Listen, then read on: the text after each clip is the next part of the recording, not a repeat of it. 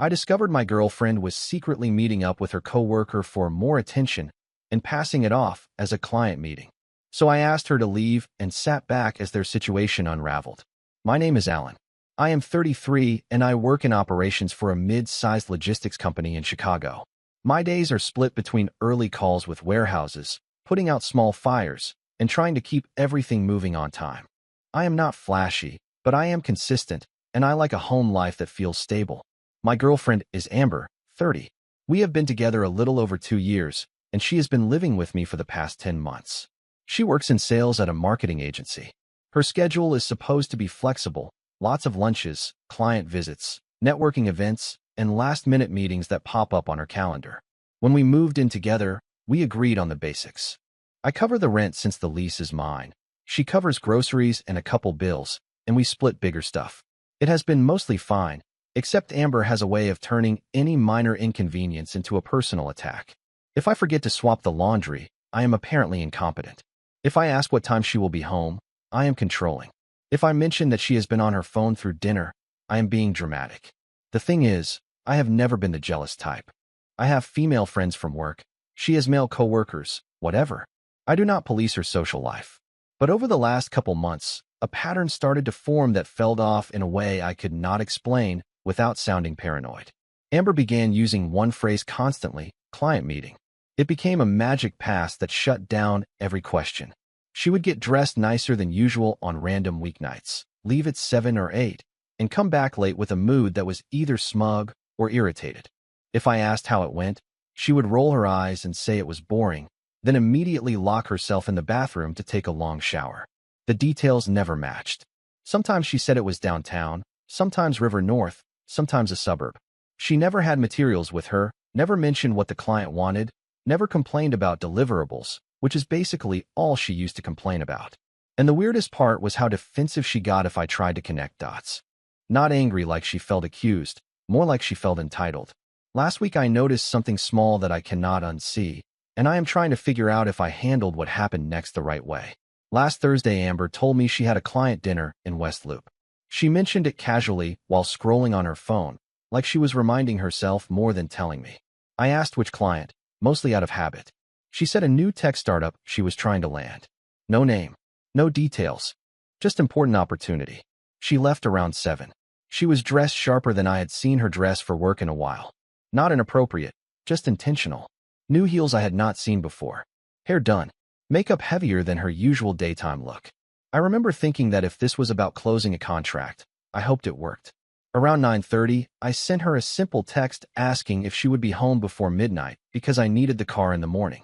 She responded 15 minutes later with a short message saying things were going great and they might move to another bar to keep talking numbers. That part did not sit right. I have worked with enough sales teams to know client dinners are structured. They do not randomly migrate between bars at 10 p.m. to keep talking numbers.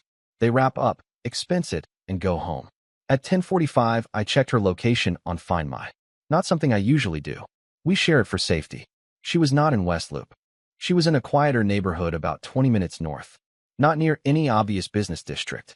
Just a strip of small restaurants and apartments. I did not text her again. I just noted the address. When she got home after midnight, she smelled like a sweet cologne that was not mine. Not heavy, just there. She went straight to the bathroom again, same long shower routine. When she came out, I asked how the big tech startup was doing. She rolled her eyes and said I would not understand because I do not work in marketing. That was the first moment I felt less confused and more certain. The next morning, while she was still asleep, I checked something I had ignored before. Her laptop was on the kitchen table. I did not guess her password. I did not need to. Her work calendar notifications were visible on the lock screen. There was no client dinner listed for that night. There was no startup. There was only a repeating entry I had never noticed before. It was labeled attention. At first I thought attention was some internal sales shorthand. Maybe it meant client retention or follow-up strategy. But it was not a one-time thing. It was a recurring calendar block every Thursday night from 7 to 11 p.m. No location listed. No company name. Just attention. I did not wake her up. I went for a run instead because I needed to think clearly before I did anything. By the time I got back, she was in the kitchen making coffee like nothing was unusual. I asked her directly. I said I saw the calendar reminder pop up and asked what attention meant. She froze for half a second, then recovered fast. She laughed and said it was an inside joke with her team about chasing new leads. She said I was reading into it because I have a boring corporate brain. The thing about Amber is that she always goes on offense. Instead of answering, she reframes the question so you look small for asking. She told me I was insecure. She said it was exhausting to feel monitored in my own apartment.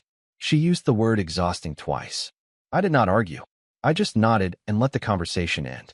Over the weekend, I paid attention to smaller things. She kept her phone face down constantly. If it buzzed, she picked it up immediately and stepped into another room. She started guarding her laptop more closely, closing it fully even if she was just grabbing water. On Sunday evening, she left her phone on the counter while she showered. It lit up twice. The contact name was Ryan from work. The preview text said looking forward to Thursday, and then a second message that read, I like how you look at me when you need attention. I did not screenshot it. I did not confront her mid-shower. I just set the phone back down exactly where it had been. That was the moment the situation shifted for me. Not because I was heartbroken, because I was done being treated like an idiot. On Monday, I told Amber we needed to talk that night.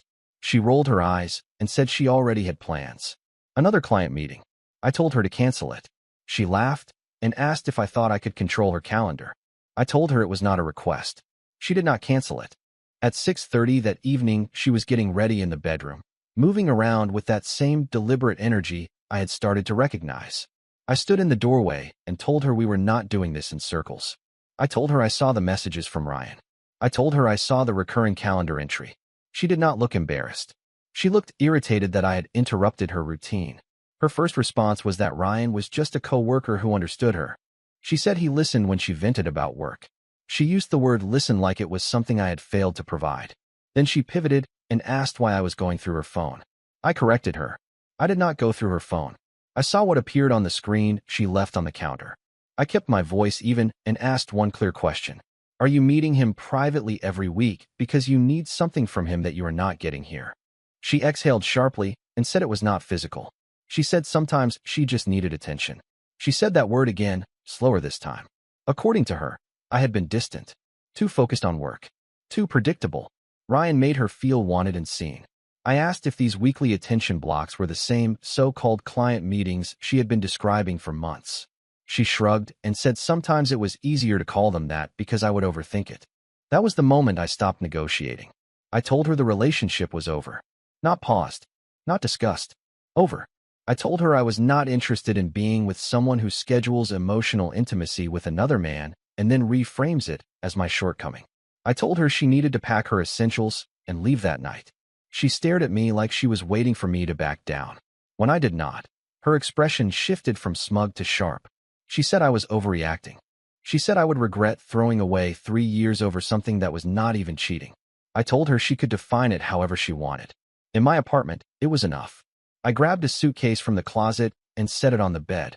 I told her she had 30 minutes to gather what she needed and that we could coordinate the rest later. That was the first time all evening that she looked uncertain. She packed fast, but not quietly. Drawers opened harder than necessary. Hangers scraped across the closet rod. It was controlled anger, the kind meant to provoke a reaction. I stayed in the living room and did not engage. I wanted the separation to be clean, not theatrical. After about 20 minutes, she came out with a half-filled suitcase and her work bag. She stood there waiting for me to say something softer. When I did not, she switched tactics. She said I was insecure. She said every ambitious woman needs validation and that I was punishing her for having options. She framed it like I should be grateful she had not taken it further. That part actually clarified things for me. If restraint is presented as a favor, the boundary is already gone. I told her I was not interested in debating definitions. Weekly secret meetings with a coworker where she admits she needs attention from him is enough for me. I reminded her that I did not yell, I did not insult her, and I was not dragging this out. I was ending it because the trust was broken and I do not do partial trust. She asked where she was supposed to go. I said she could stay with friends, with family, or with Ryan. That was her decision. The lease is in my name. She is not on it. I checked that before I said anything final because I am not reckless with housing issues. She stared at me for a long second when I mentioned Ryan. That was the first crack in her composure. She said it was not like that. I told her it was exactly like that. She left around 7:15. I watched from the window to make sure she actually drove off. Then I locked the door and sat down in a quiet apartment that felt different immediately. Not empty, just calm. About an hour later, my phone started lighting up. Calls, texts, first from her, then from an unknown number I assumed was Ryan. I did not answer either. Instead, I made one practical move that I probably should have made months earlier. The practical move was simple. I changed the Wi-Fi password, logged out of every shared streaming account, and removed her fingerprint access from my building app. None of it was dramatic. It was just administrative cleanup. If someone no longer lives here, they no longer have digital keys. Then I muted her number. I did not block it yet because I wanted a record of what she said. Same with the unknown number. I let the messages stack up without reading them immediately. There is something grounding about delaying reaction. Around 9 p.m., I finally opened them. Amber's first few texts were predictable. You are overreacting. We need to talk like adults. I cannot believe you did this. Then they shifted tone. I never cheated on you. It was just talking. You are throwing away something real because you are insecure. The unknown number was more direct. This is Ryan. I think you misunderstood the situation. Amber is upset. Call me so we can clear this up. That message told me everything I needed to know about him. A man who feels comfortable contacting his co-worker's boyfriend the same night she gets kicked out is not confused about boundaries. He is invested. I did not respond to either of them. The next morning, I emailed the building management to confirm Amber was no longer an authorized occupant. I also checked our joint savings account. We had one for travel and shared expenses.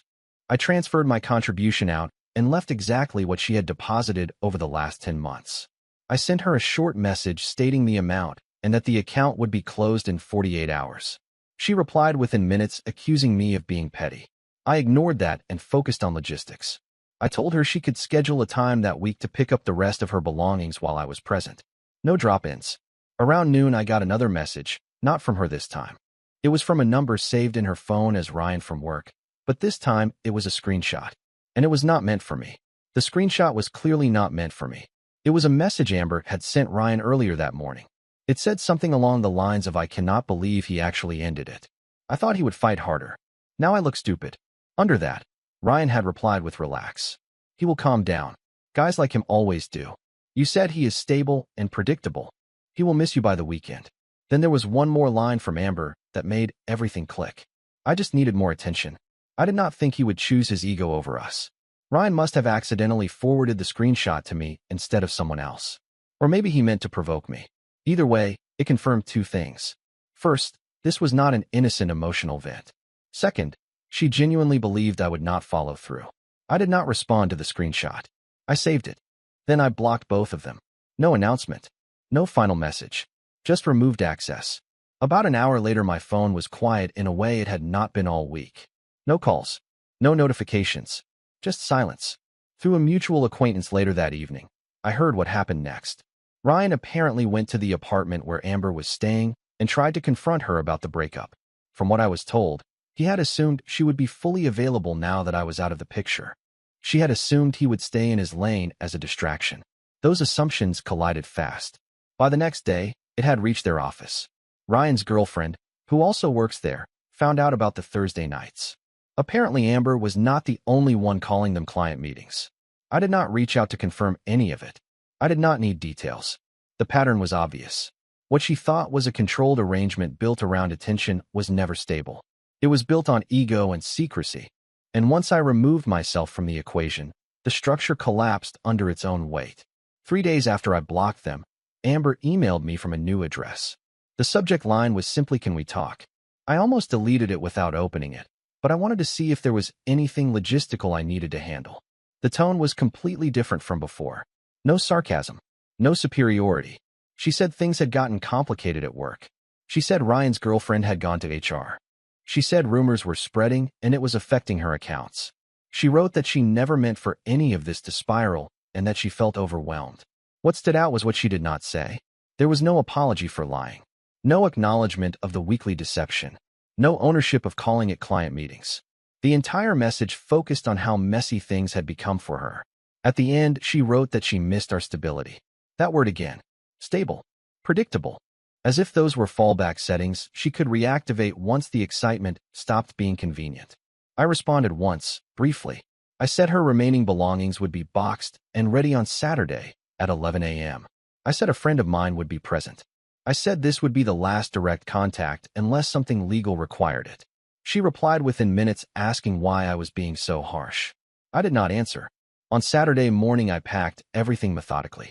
Clothes, shoes, toiletries, framed photos. I separated anything that was clearly mine and set it aside. I documented the condition of the apartment in case things escalated. Not because I expected drama, but because I do not leave loose ends. When she arrived, she did not come alone. One of her friends was with her. Amber looked tired. Not heartbroken, just inconvenienced. She tried one last time. She said we could go to counseling. She said what happened with Ryan was a wake-up call. She said she realized she almost lost something real. I told her she did lose it. There was no yelling, no scene. She signed a simple acknowledgement that she had collected her belongings. Then she left. As her car pulled away, I felt something that was not anger and not relief.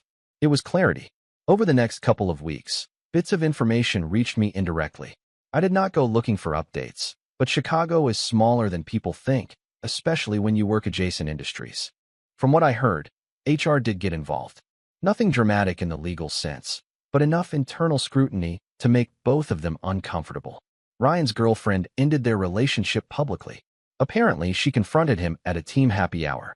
That detail came from someone who knows one of their coworkers. I never verified it, and I did not need to. Amber sent one final email about 10 days after she moved out. It was longer this time. She said she underestimated me. She said she thought I would cool off and ask her to come back. She admitted she enjoyed feeling pursued by two men at once because it made her feel powerful.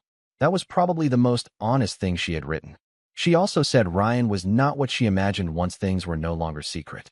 She described him as needy and reactive. She said the attention felt flattering when it was hidden, but suffocating when it became real. Reading that, I understood something important. She did not want a different relationship. She wanted contrast. She wanted me as the stable base and him as the excitement. Once I removed myself, the comparison disappeared. There was no longer anything solid to orbit around.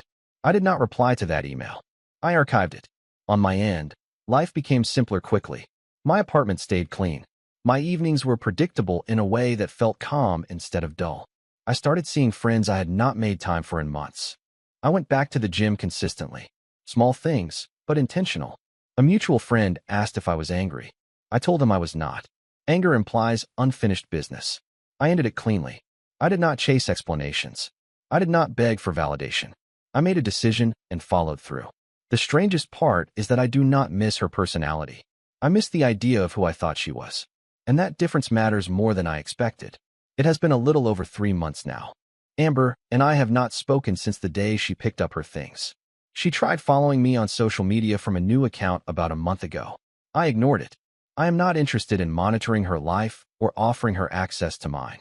Clean breaks stay clean because you do not reopen them out of curiosity.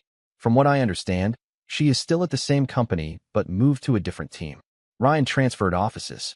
Whether that was voluntary or encouraged, I do not know. I stopped asking for updates because the story no longer involves me. I have replayed the situation a few times in my head, not to torture myself, but to audit my own behavior. Could I have communicated better before it got to that point? Maybe. I work long hours. I am structured. I am not spontaneous by default. But needing variety is not the same as scheduling weekly deception. What bothered me most was not the emotional crossover. It was the entitlement. The belief that I would remain the stable option while she sampled validation elsewhere. The assumption that I would fight for someone who openly admitted she needed another man's attention to feel alive. If I had stayed, I would have taught her that my boundaries are flexible under pressure. I would have taught myself that discomfort is something to negotiate rather than respond to. I am not interested in either lesson. I do not hate her. I do not think she is evil. I think she likes intensity and admiration, and she miscalculated how much structure she actually depended on. When the structure disappeared, so did the balance. As for me, I have been dating casually, nothing serious yet. The difference now is that I ask direct questions earlier. If someone describes themselves as needing constant excitement or external validation, I listen closely. The apartment feels like mine again. The quiet feels earned, not lonely. I did not sit back and watch their situation unravel out of revenge. I stepped aside and let natural consequences take over. That distinction matters. When someone tells you they need attention from someone else to function, believe them. and then decide if you want to compete for something that should not require competition in the first place.